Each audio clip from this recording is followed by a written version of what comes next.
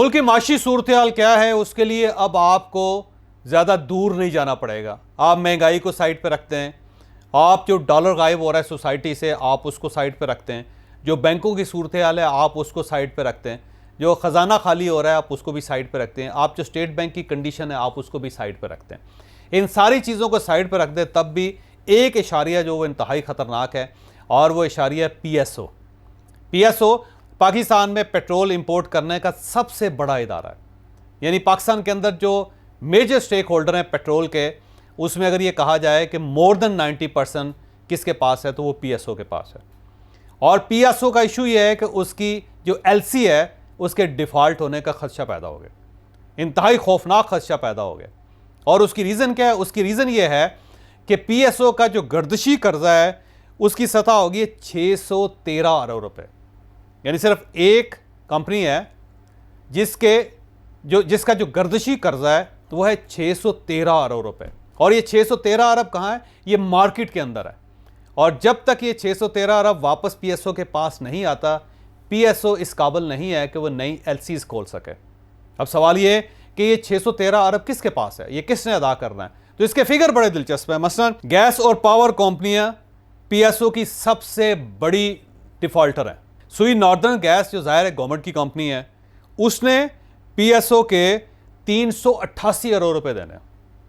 388 अरब रुपए देने हैं सिर्फ एक कंपनी ने, और वो है सुई साउदर्न गैस। इसके बाद अगर उससे नीचे आए, जो सरकारी थर्मल पावर है, जितने सरकारी थर्मल पावर प्लांट्स हैं उन सब ने मजमूई तौर पर PSO के 146 अरब रुपए अदा करना है। और उससे अगर नीचे आए, हबको और कैपको जो है इन्होंने PSO के 30 अरब रुपए अदा करना है। उससे अगर नीचे आए तो PIA ने पाकिस्तान स्टेट ऑयल PSO के 23 अरब रुपए देना है। और उससे अगर नीचे आए तो डॉलर की जो कीमत में जो फ्लक्चुएशन है उसकी वजह से PSO को 14 अरब रुपए का खसारा है।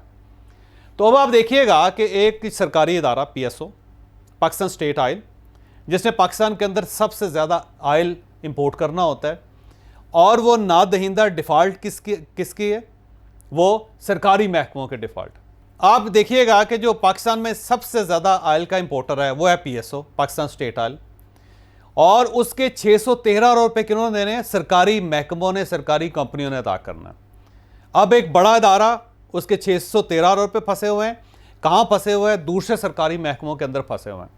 और वो सरकारी महकमे जो वो किसके डिफ़ॉल्टर हैं? वो आगे सरकारी महकमों के डिफ़ॉल्टर हैं। तो इसका मतलब ये हुआ कि पाकिस्तान के अंदर स्टेट तो डिफ़ॉल्ट कर चुकी है फिर।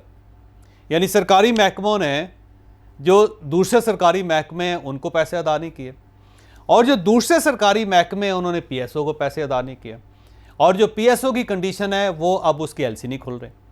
अब अगर उसकी LC डिफ़ॉल्ट कर जाती है तो फिर क्राइसिस क्या होगा? क्राइसिस ये होगा कि पाकिस्तान के अंदर तेल नहीं आ सकेगा। जब तेल नहीं आ सकेगा तो फिर क्या होगा?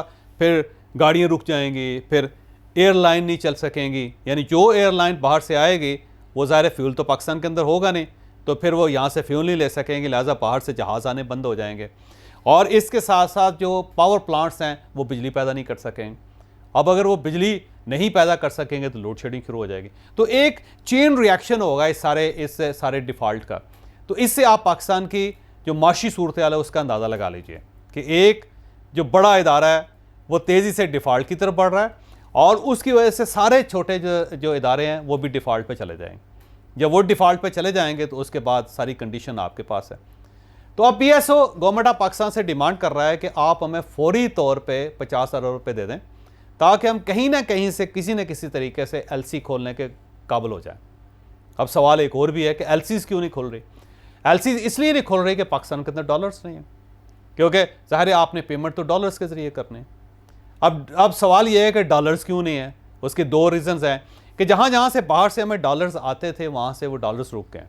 जो हमारी एक्सपोर्ट्स थी वो तो बड़ी तेज़ी से कम हुए हैं।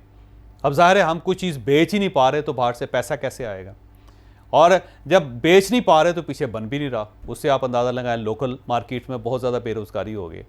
और दूसरी उसकी रीज़न ये है कि फॉरेन रेमिटेंस आती होती थी इमरान खान साहब के दौर में। तो अब गवर्नमेंट का ये क्लेम है कि इमरान खान साहब ने फॉरेन रेमिटेंस को रोक दिया। तो जो इमरान खान साहब के टाइगर सऊदी अरेबिया में बैठे हुए हैं, UAE में बैठे हैं, ओमान में बैठे हुए हैं, यूरोप में बैठे हुए, अमेरिका में बैठे हुए हैं, उन सबको ये मैसेज दे दिया गया है कि अब क्योंकि हमारी गवर्नमेंट नहीं है तो आपने पाकिस्तान में पैसे नहीं भिजवाने। और जो लोग पैसा भिजवाना चाहते हैं वो इसलिए नहीं भेज रहे कि मार्केट में डॉलर का रेट ज़्यादा है और जो गवर्नमेंट का रेट है वो कम है, उसमें 25-30 रुपए का फ़र्क है। तो अब लोग बैंकों के ज़रिए पैसे भिजवाने के बजाय वो हुंडी करवा रहे हैं। तो ये एक रिएक्शन है जिसके अंदर पाकिस्तान इस वक्त माशी तौर पर फंसा हुआ है। अब इससे निकलने का एक ही तरीका है, वो तरीका ये है कि गवर्नमेंट IMF के पास जाए, वहाँ से बेल आउट पैकेज ले और उस पैकेज की बुनियाद पे जो 5 दोस्त मुल्क हैं उनकी मदद ले और फिर हमारे अकाउंट्स में कुछ पैसे पार्क हों और इनकी पार्किंग के बाद पाकिस्तान इस काबिल हो कि पाकिस्तान अपनी इकॉनमी चला सकें।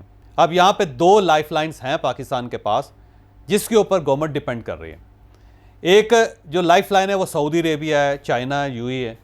गवर्नमेंट का ख्याल ये है कि इस मुश्किल हालात में ये सारे मुल्क पाकिस्तान की मदद कर देंगे, कहीं ना कहीं से कुछ पैसे हमारे अकाउंट में पार्क हो जाएंगे। और दूसरी लाइफलाइन है 9 जनवरी। 9 जनवरी को स्विट्ज़रलैंड जिनेवा में पाकिस्तान के लिए एक डोनर कॉन्फ्रेंस हो रही है। इस डोनर कॉन्फ्रेंस में पाकिस्तान अपने दोस्त मुल्कों से और आलमी बरादरी के सामने 16.3 अरब डॉलर के कुछ प्रोजेक्ट रखेगा और गवर्नमेंट को बहुत ज़्यादा उम्मीद है कि इन प्रोजेक्ट को बाहर से बाय कर लिया जाएगा। इससे पाकिस्तान की इकॉनमी में 8-10 अरब डॉलर आ जाएंगे और इन डॉलर से पाकिस्तान को ऑक्सीजन मिल जाएगी। और गवर्नमेंट का पूरा ख्याल ये है कि अगर हमारे पास ये पैसे आ जाते हैं तो फिर हम पाकिस्तान की इकॉनमी चला के कुछ ना कुछ लोगों को रिलीफ दे के फिर हम इलेक्शन की तरफ चले जाएंगे और फिर नई गवर्नमेंट जाने और उसका बंदोबस्त जाने। लेकिन ये सारी चीज़ें जो हैं उम्मीद पर वाबस्ता हैं कि अगर मामू ने पैसे दे दिए, अगर चचा ने हमसे कोई चीज़ ख़रीद ली, अगर भाईजान ने को मदद कर दी तो फिर हम चल जाएंगे। अब ये भाई, मामू और चचा जो है ना, उनके दरमियान ये सारी गेम है। अगर ये हमें मिल जाती है तो पाकिस्तान की इकॉनमी चलना शुरू हो जाएगी, कुछ हमें रिलीफ मिल जाएगा। लेकिन अगर ये इमदाद नहीं मिलती तो फिर पाकिस्तान वाकई सीरियस क्राइसिस में है और इस सीरियस क्राइसिस से निकलने के लिए सब लोगों को मिलकर बैठना पड़ेगा और इमरान खान साहब मिलकर बैठने के लिए तैयार नहीं है और साथ साथ पाकिस्तान पीपल्स पार्टी भी अब नून लीग को टफ़ टाइम दे रही है। तो जब ये टफ़ टाइम इधर से भी दिया जाएगा, इमरान खान साहब की तरफ से भी दिया जाएगा और इधर से खुदा ना खास्ता PSO भी डिफ़ॉल्ट हो जाएगा, तो फिर आप खुद समझदार हैं पाकिस्तान कहाँ स्टैंड करेगा।